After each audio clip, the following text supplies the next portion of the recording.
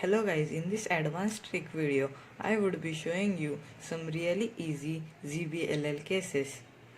For the first case, we can recognize this case by this 2x2 block here and this small block here.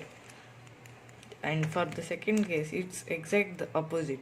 We have 2x2 block on the left side and the small block on the right side. The algorithm for this ZBLL case is very similar to normal algorithm of OLL case. The normal algorithm goes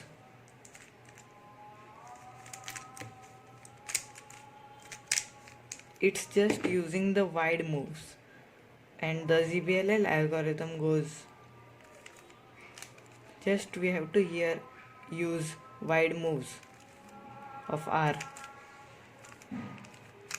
and just continue with the normal algorithm.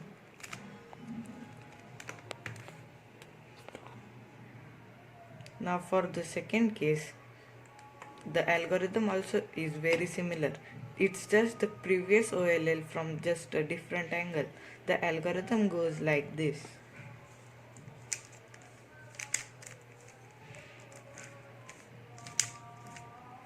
It's just wide moves like the previous ZBLL case.